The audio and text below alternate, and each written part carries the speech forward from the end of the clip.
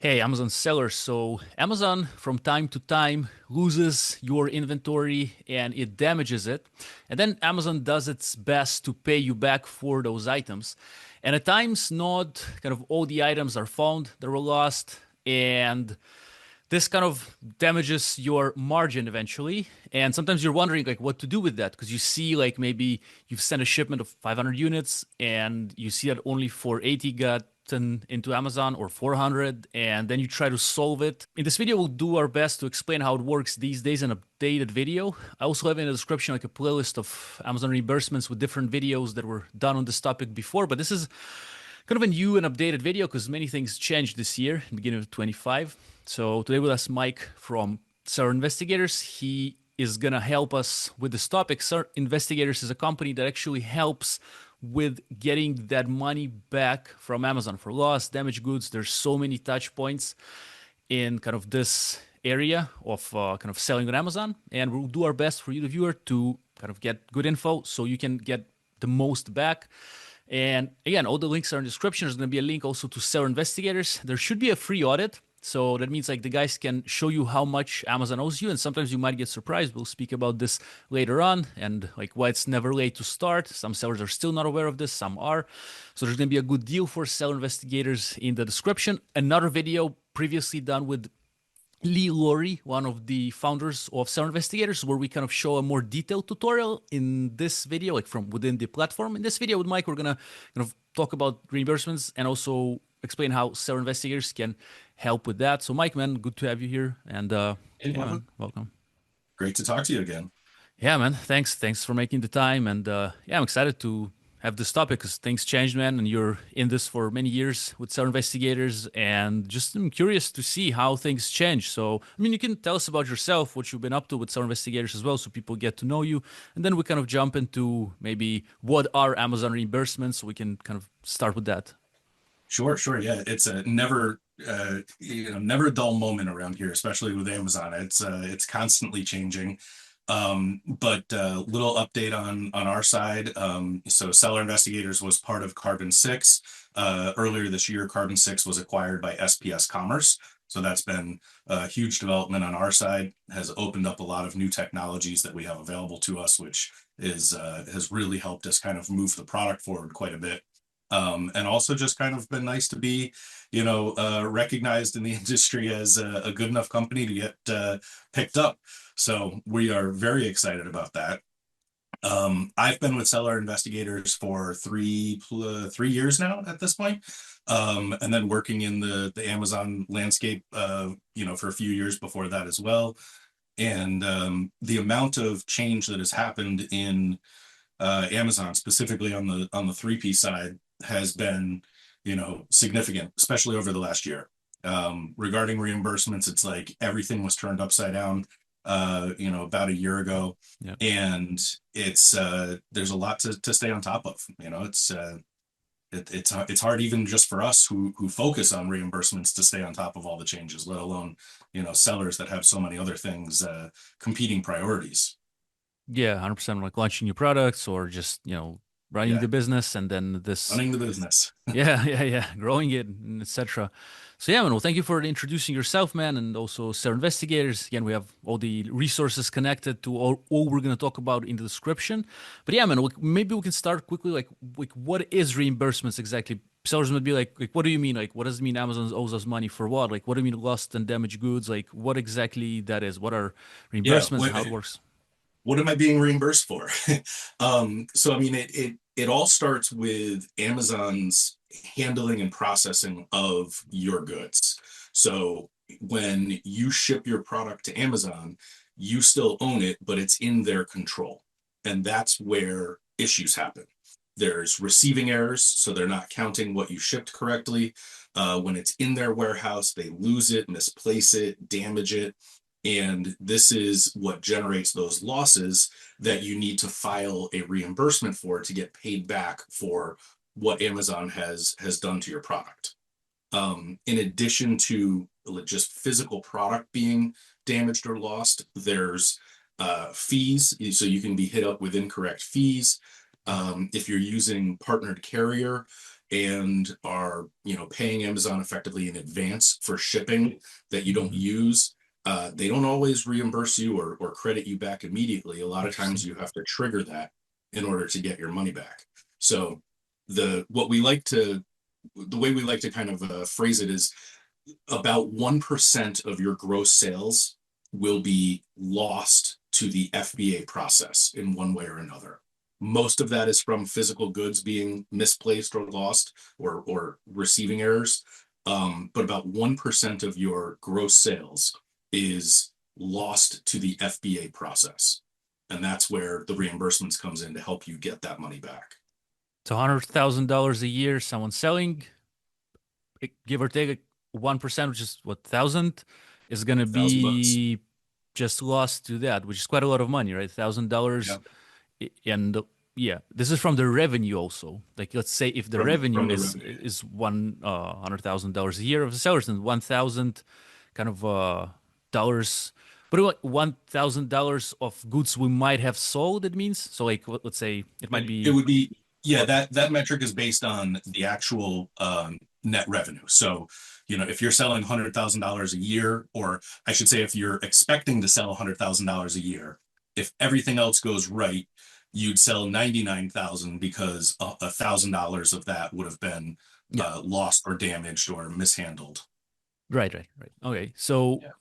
basically we can see that, as you've mentioned, like as I think I've mentioned it, I mentioned like we can see like maybe a shipment that we received and then we see instead of 500 units like 480 or something, but there's way more like fees that change. So for example, sometimes we'll say a $5 FBA fee on a product, then for a month, let's say something within the system or somehow it got changed. I had this for myself also. I'm not sure exactly what caused this. And then if we don't have any alerts for that, which is also a good idea to have something that gives the alert, but let's say we did not see it, or we still maybe we had the alert and we didn't know what to do with it. Like usually we can try to kind of change message Amazon to kind of speak with them and explain that, hey, here's my product. I think they can do the QB scan, it's called, right? They can Mhm. rescan the product, and then if it's within the numbers that we're claiming, they'll lower it down. But then let's say it was like 3 days of sales. I don't know, like $1,500 in fees, misplacements. So then we have to again talk to Amazon and just like messages. That's how I assume like seller investigators in these things can help as well, right? Everywhere where there's Yes. something that in different spheres, like as you mentioned, like say we have this partner carrier, we don't send the shipment and we can get reimbursed. I didn't even know that, to be honest. Like we can get reimbursed for that shipment if we Unused. didn't get. Yeah. So and Yeah. there's The many of unused these touch label. points. All right. Yeah. Yeah. Like I'll kind of Yeah. I'll go through the different types of reimbursements Please. as sellers are most familiar with them. So what you were just talking about with the FBA fees, that's like the pick and pack fee, or Yeah. sometimes it's called weights and dims. And that all comes down to Amazon having the incorrect measurements or weight of your product. So then when they try and place it in the different FBA tiers, the shipping fee tier, it might get bumped up to a higher tier because they think that, the product is a little larger or a little heavier than it really is. Mm, And, that can interesting. happen Yeah. for multiple reasons. If you're a reseller and other resellers are shipping in the same product, another seller might have shipped in an older box, maybe a different size, or maybe they've Ooh, repackaged it in a different size box and they ship it in. So interesting. now you've got this mixed inventory with your product, which maybe is in, the current up to Mm, date packaging, and you have, the correct sizes for it, but someone else has reboxed it, or even just if a box flap opens up as it's in Amazon's warehouse, when it goes through that cubic scanner, Amazon's going to scan it with the lasers and weigh it, and it's going to register as a much larger size. Amazon will then say, oh, bigger box, bigger yeah. fee, and they'll up your fee on that. And then they always seem to raise the fee. They don't as often Mm, lower the fee. true. Um, so it always works in Amazon's favor. So you get one bad unit that goes through the scanner, Mm, increases the size, increases the fee for you and for everyone else selling it. And then, you'll see that spike in your pick and pack fees. And the only way to get that corrected is to issue a remeasure request. So you're basically telling Amazon, hey, go grab that product off the shelf, scan it again. I want to see that, you get the correct dimensions this Mhm. time. So now Amazon will, let's say they correct the dimensions to what they should be, but you're still out that money that they overcharged you. And that's where the second part of this process is a reimbursement. So you first get them to correct the dimensions, then you say, I want my money back for the last 100 shipments or so that you overcharged me by a nickel or a quarter, and and that's the reimbursement side. That category of reimbursements is probably one of the most frequent to happen, but it's a smaller dollar amount. Most of the time you're talking about 5 or 10 cents is the difference in the FBA fee, or maybe it's as much Mhm. as $1 on some larger items. So it doesn't have that wow factor to say like, Mhm. oh, I need to go correct this because I'm off by $1. Yeah. But that adds up over time, and every single shipment, every single order that Amazon's shipping out for you, you're overpaying for. So staying on top of that one is very important.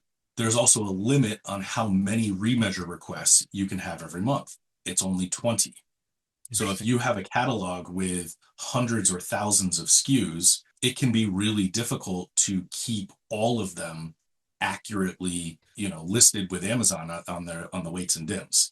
So staying on top of it, having the visibility into which of your SKUs are being overcharged is the only way that you can really, tackle it and stay on top of it. All right. And there are any Um, other types of these are like the some of the initial ones we spoke about. There's more, right? Yeah, Yeah. the biggest category dollar wise Hmm. is lost inbound or missing inbound shipments. And this is where you gave the example of like, we ship in 500 units to Amazon. Amazon receives that shipment and says, oh, we only got 400 of them. Yeah. What are you going to do now? Uh, Amazon is Amazon. They're just going to say you have 400 units in your sellable inventory and tough luck.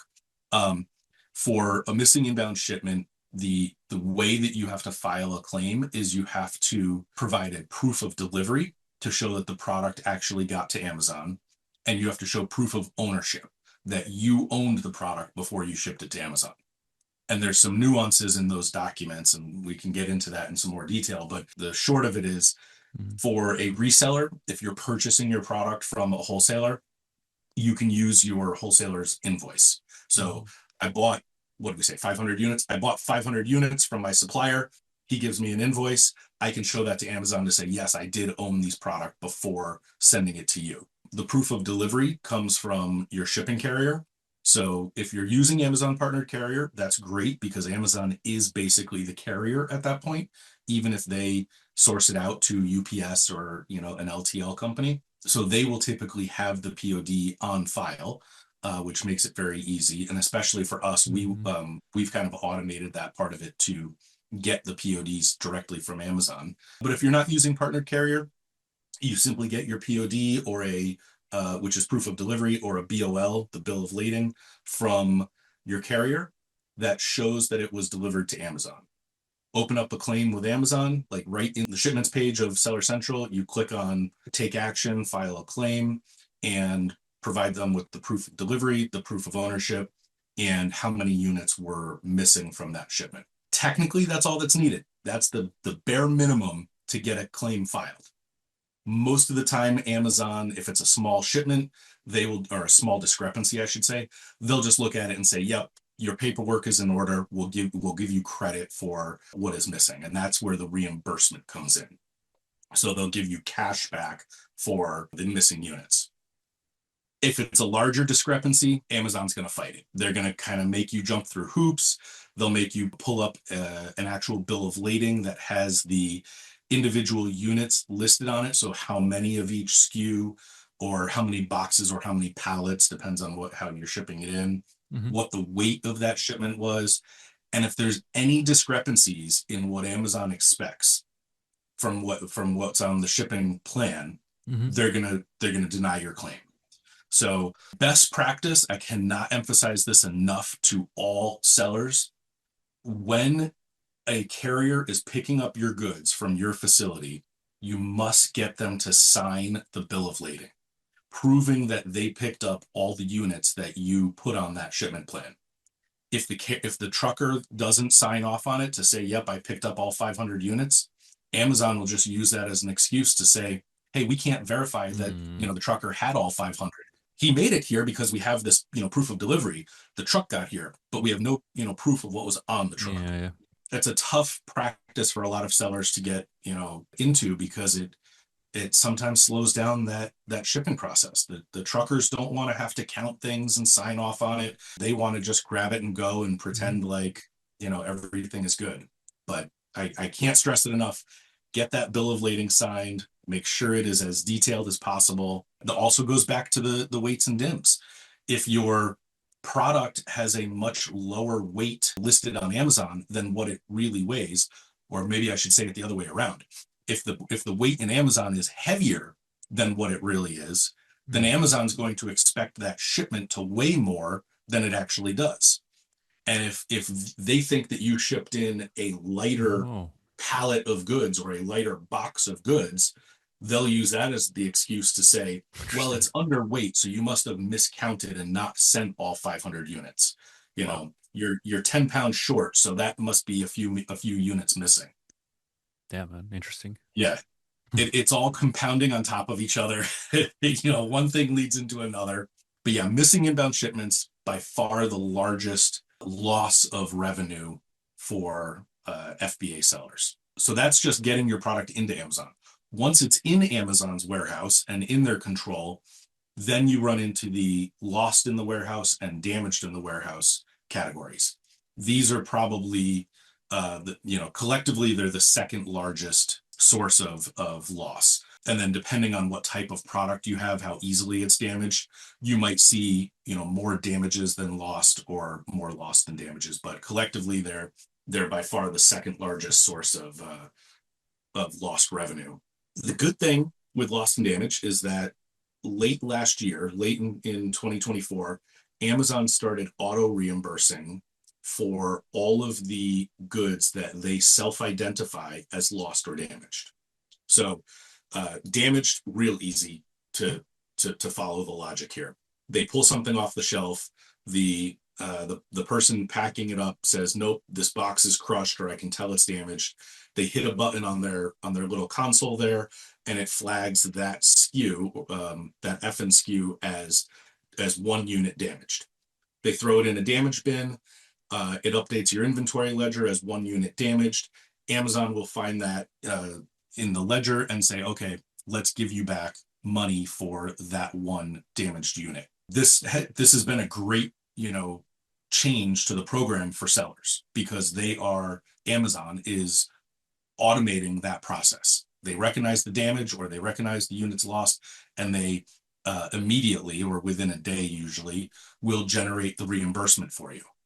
They're not perfect though. So don't think that you can just rely on Amazon to be 100%, accurate and honest and truthful in what's damaged and what's lost. Since, I guess it's been about a year since this new policy has come into effect, we have found that Amazon is still missing about 10% of the lost or damaged units. So they're auto reimbursing you 90%. That's great. But 10% is still, being lost, or not, I should say, not reimbursed. So that's where you have to, kind of audit them on it. And the inventory defect portal has made it a lot easier, because they give you that great transparency to see what units they have self-identified as lost or damaged. 90% of them, or maybe even more, that show up in that portal will get reimbursed by Amazon. But sometimes stuff sits in there and they never reimburse it. And there's really no reason why. They just miss it, or I don't know, it falls through the cracks somehow. And that's for the stuff that they've self-identified. We still find other units that they've lost, or typically lost, that they've lost and they don't put into the inventory defect portal. So you wouldn't even know about it unless you're reconciling, the inventory ledger with your sales reports, and that's where you really need a system like ours to run all those reports and do all the reconciliation, because it would be time consuming to do that manually. Yeah, it makes sense, man, because already we had so many points, like let's say the missing inbound, so we have to get the kind of the bill of lading and all the all the paperwork. So generally, it makes sense for sellers from what I'm listening. Like it's a good idea for us to be organized with each shipment and having the right documents. Like I think in my previous tutorial with Lee, which we did like I think about 2 years ago. Again, it's in the description about seller investigators. Like I think we also spoke about this. Like he mentioned it's very important just to kind of keep everything organized. Same with the fees on Amazon. You gotta maybe monitor your you got to monitor your Seller Central for the right fees. Plus, it's interesting. I was thinking while you were saying like of the dimensions, right? So I remember we had to like we were trying to optimize the product on Amazon we had, so we wanted to lower down the dimensions of the product with the manufacturer so we can pay less fees. Now the thing is, it was really lowered down to a little kind of I think it was weight difference or size difference. It's been a while, I can't recall, but it's so close in the weight. So if a little change in the maybe, in the same unit, maybe they just added a bit more stainless steel to it or something, or a little bit plastic. So then it will overgo again to the incorrect dimension. So we can even in our manufacturing process kind of think of that.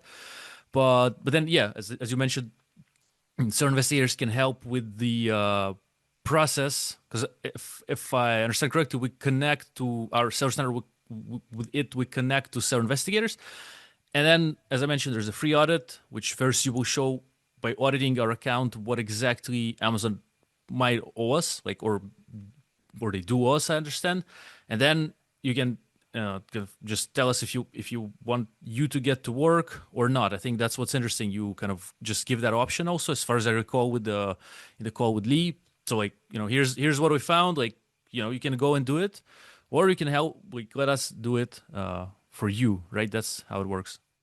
Yeah, the audit is one of the most valuable pieces of information that you can get to kind of understand how drastic is this issue with your store.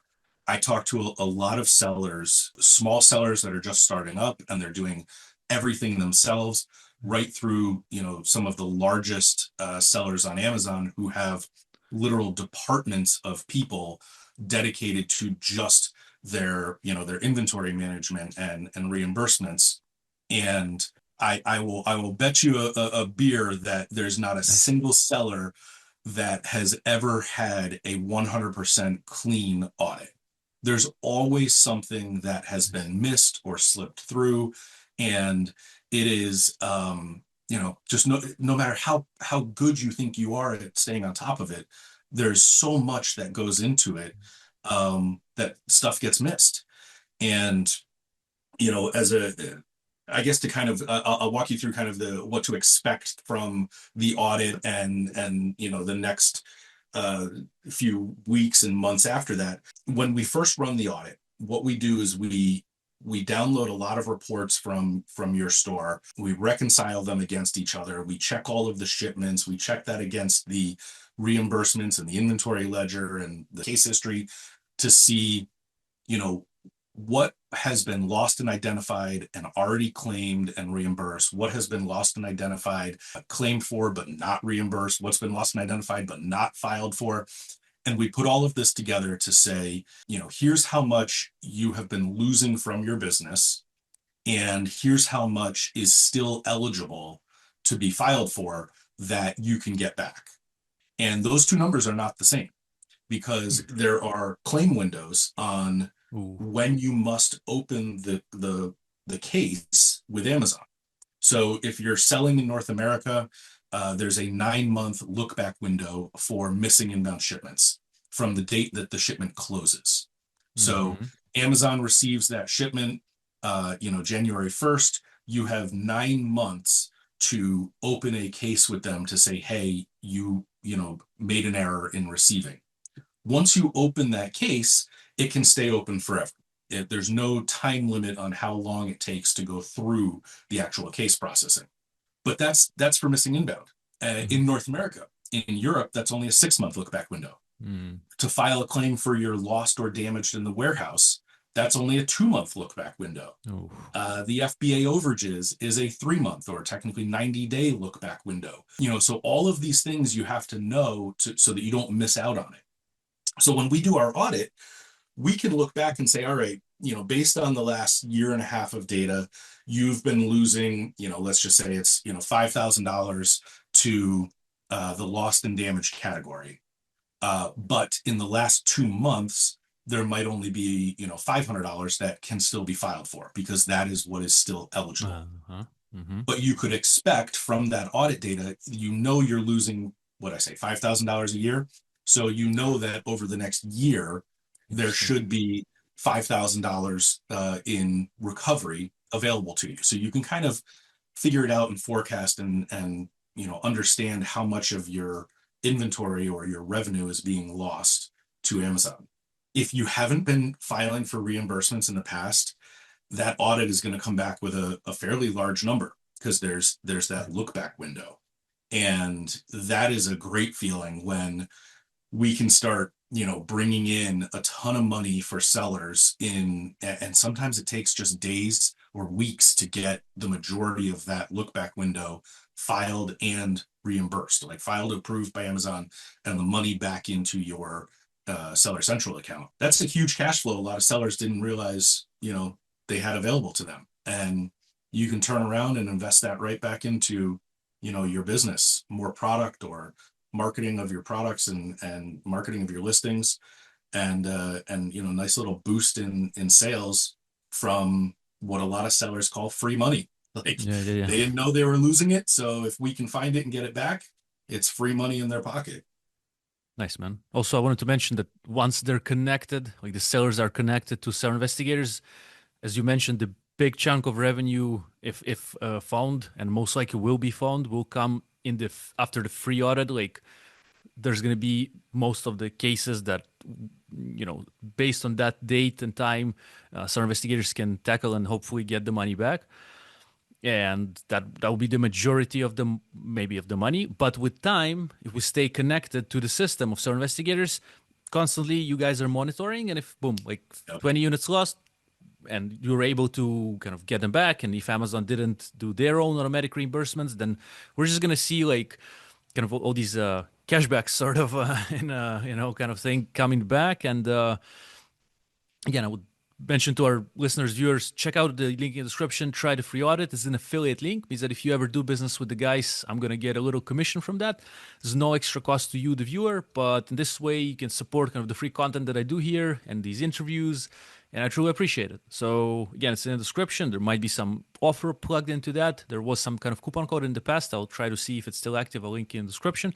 But also, Mike, I wanted to mention that once we're getting reimbursed, it used to be based, if I'm not mistaken, in the past on the kind of Net manufacturer retail proceeds. price, right? Yeah.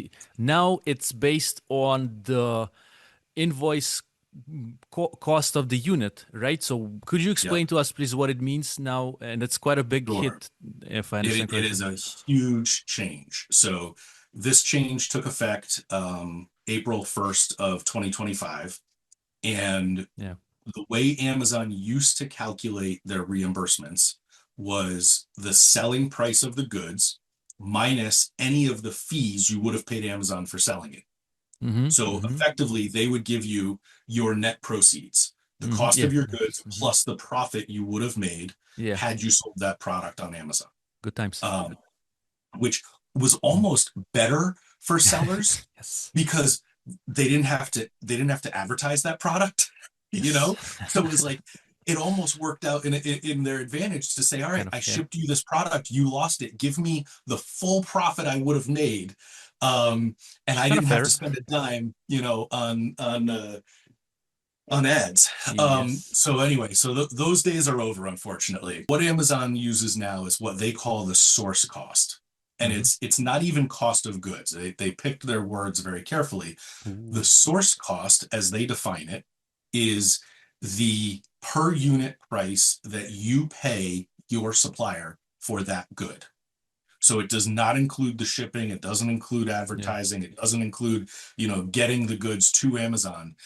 If you buy that widget from your supplier for $10, Amazon will give you $10 back for it. And how do they know what you pay your supplier? Well, they don't. They make an estimate on what they think that product should cost. And then they tell you what they think it should cost. And it's now on you to prove them wrong and change that if you're actually paying $11 for that item. Mm. So this is a way that Amazon has really added one more hoop that you have to jump through. It has significantly reduced the value of the reimbursements that they give. We have seen an across the board drop of about 40 to 60% in the reimbursement value. So what that means is you're no longer getting back, the profit you would have made on it. You're no longer getting back all the cost of shipping it in and marketing it. It is now just what you paid your supplier, if you're lucky, and that's it. So Wow.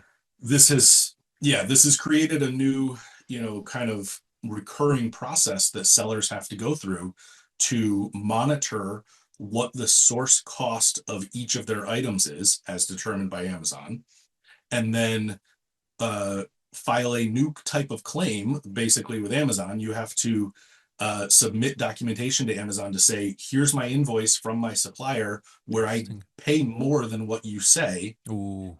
Amazon will review that, and then they make a determination as to whether they want to agree with you or not. You might Wow. say, hey, I'm paying $11 a unit. Here's the proof.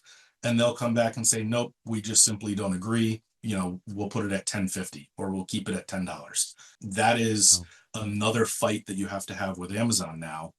And that's even before they've lost or damaged that goods.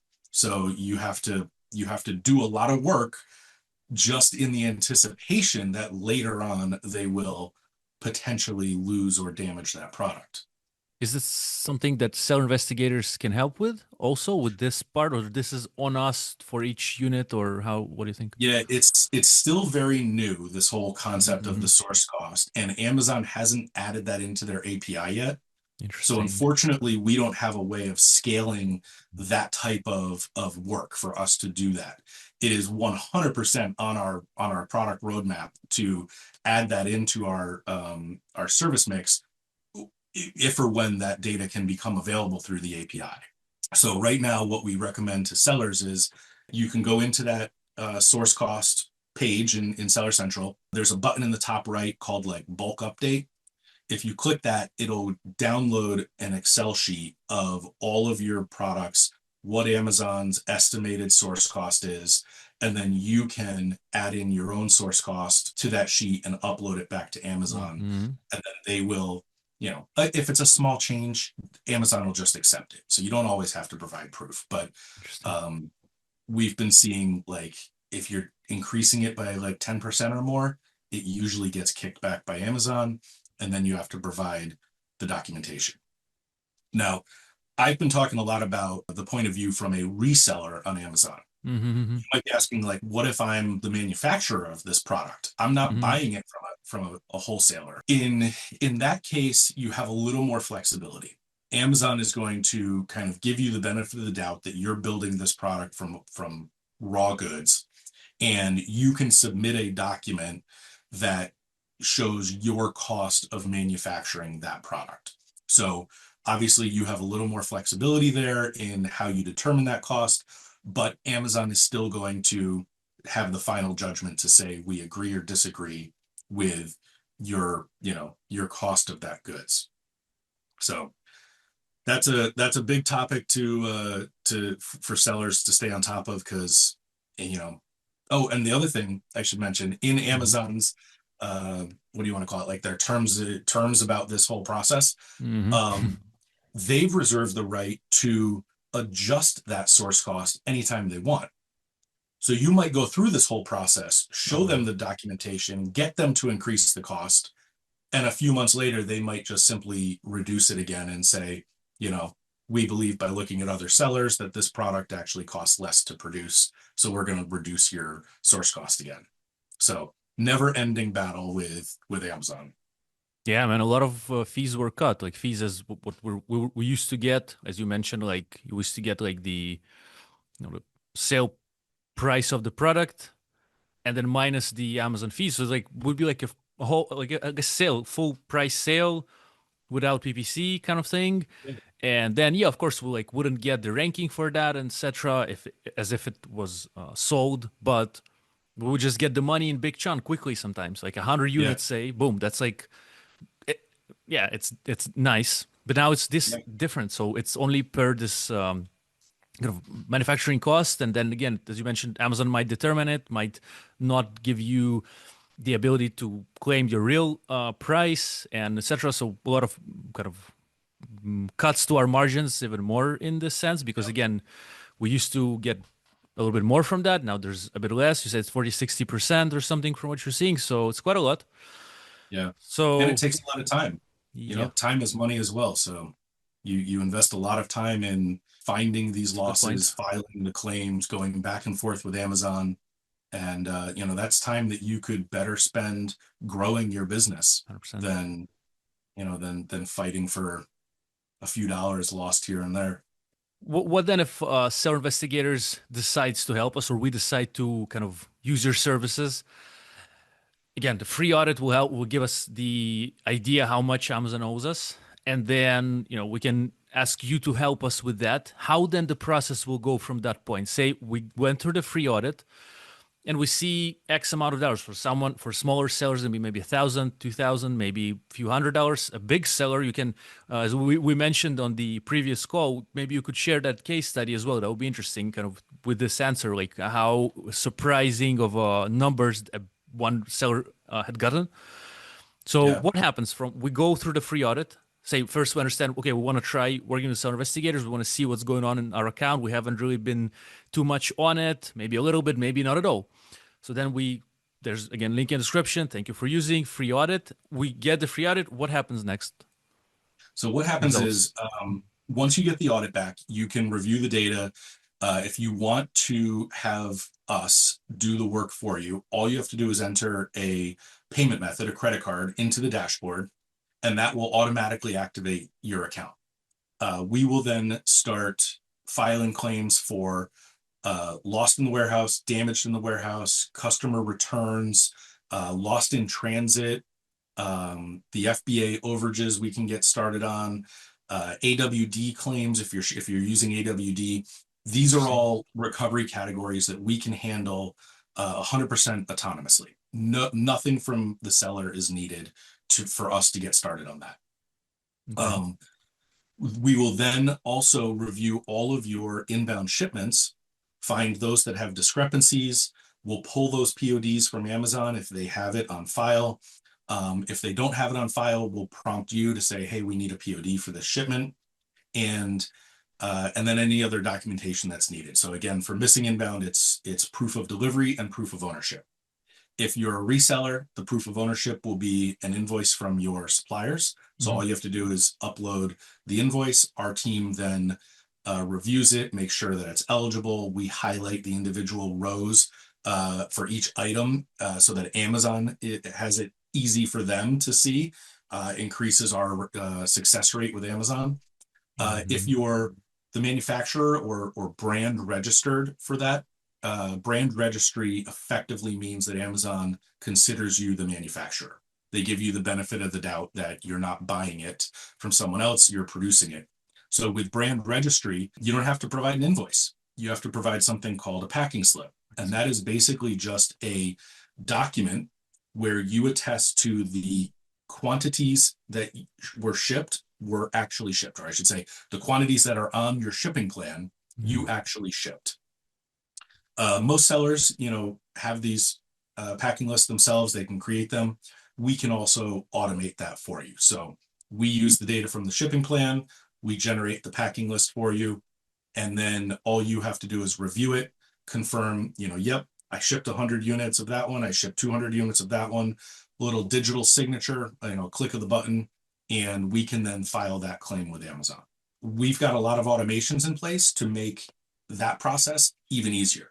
So, we already do all the work for you to find the shipments with discrepancies, get PODs if they're available, generate the packing list. But if you really want it to be hands off, we can automate the signing of those packing lists, which I highly recommend. The only time that you shouldn't do that is if you know you have short shipping issues. If you're constantly, making errors on the shipping plan, then don't auto sign it. Look at each one Mm. and just adjust the shipped quantity. You meant to ship 500, you only ship 250. You just adjust it on the packing list and then click the button to sign it. But most sellers, they just go with the auto sign.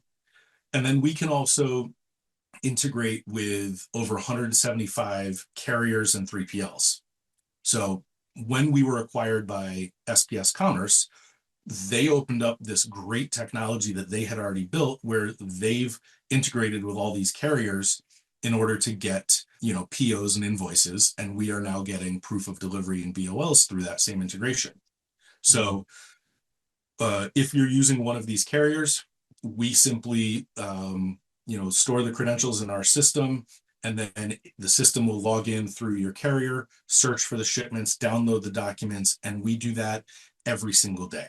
So that way, if the POD wasn't available yesterday, but it is today, boom, our system picks it up, lets our team know that it's ready to be filed to Amazon, and then we file it. So for larger sellers with high volumes of shipments, those automations can save a ton of time. Sounds easy to just go grab a POD, but it can add up if you're shipping in dozens or potentially hundreds of shipments in a month.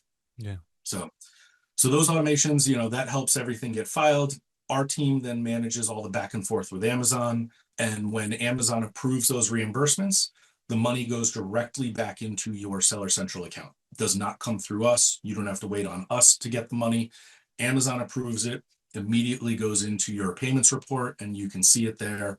And then you get it back in the normal payout schedule. We take a fee for what is recovered, only what's recovered. So, all these scenarios where, product gets lost, we file cases with Amazon. They go and investigate the loss and they find those missing units. You get your product back because Amazon found it, but there was no reimbursement, so we don't charge you anything. That's like a win. It's a win for you. In those cases, you get everything back. We don't charge you because it wasn't a reimbursement. We only charge when there was a successful reimbursement. And even if Amazon finds that product after reimbursing it, they give you the product back, they take back the cash they gave you. We credit you back our reversal fee as well, we should say our fee, because that way you can now go and sell that product at full margin. No harm, no foul, basically. That's what we see as compensated clawback in something like this. Is this the right? I don't know. Can we see that? I see that sometimes in my profit analytics software. Like I see compensated clawback. Is this the like Amazon gave back the money, found it later, and then they claw back? I guess that's they give the Yep. product and they take the money.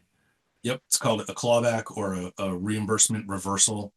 Um, Mm-hmm. and it, doesn't happen that often Yeah. in the grand scheme of things, but it happens often enough that, you don't want to be selling that product after having paid a recovery fee for it. Mm-hmm. So that's an important thing to look for.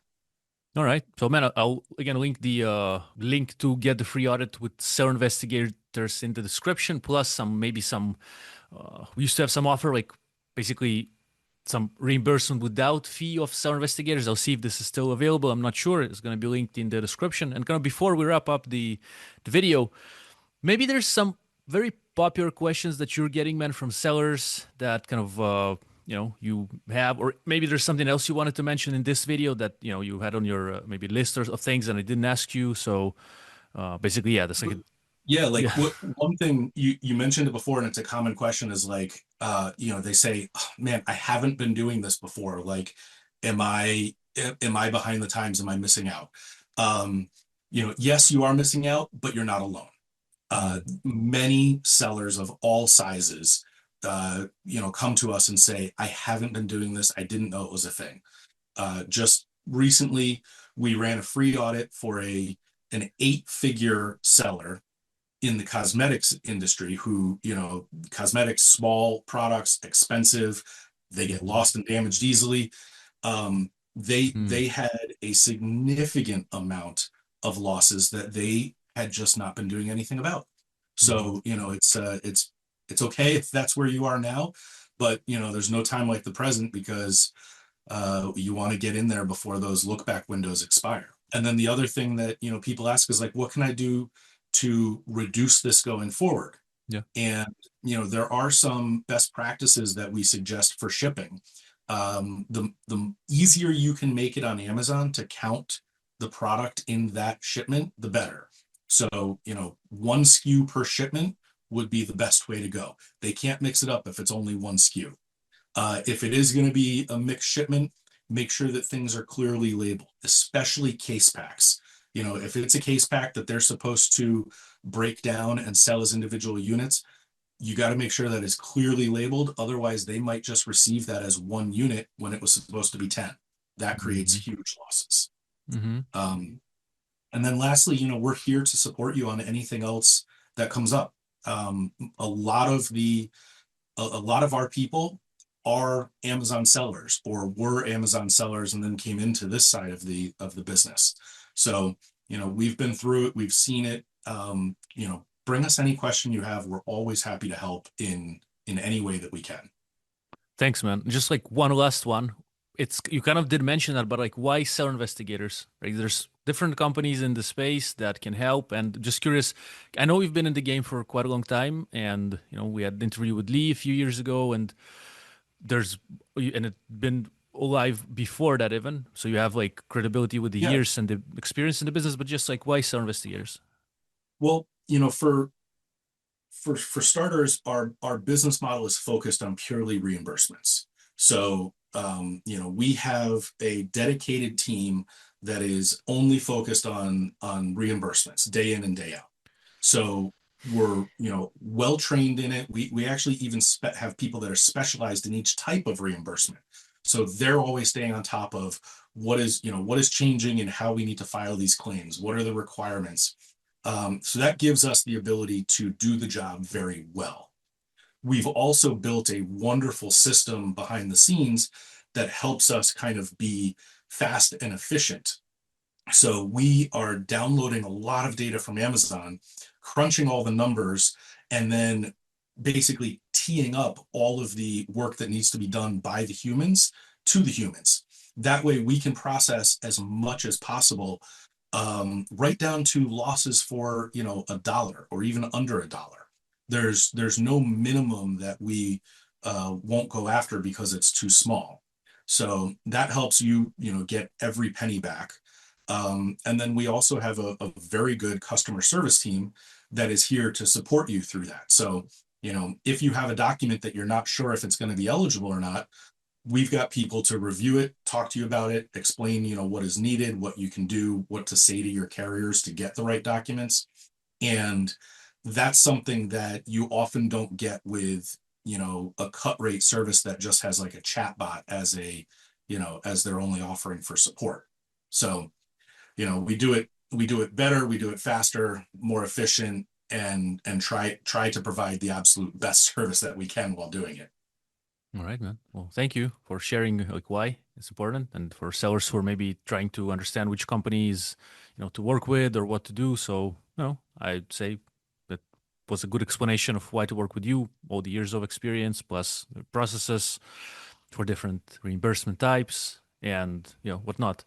So in the description, we're gonna have the link to pre-audit to try out some investigators and see what Amazon owes you, and also there might be some promo code or something, coupon code to kind of add on the kind of check-in or on onboarding to get some benefit. Also, you can mention my name, Vova or Vova Evan, vovaevan.com. Recently was drawing on some of my clothes, so I just added a little website here just for the interviews. And yeah, so for listeners, viewers, if you have any questions, please drop them and ask. We'll get back to you. And Mike, man, thank you for your time today for explaining and kind of going with us through all the news things and how certain investigators can be helpful to us sellers. And yeah, I'm wishing you the best, man. Thank you, Bubba. And yeah, Thanks, man. Great talking with you again. thank you very much. And to all our listeners, viewers, good luck and happy Thanksgiving as well. Hope you have good holidays.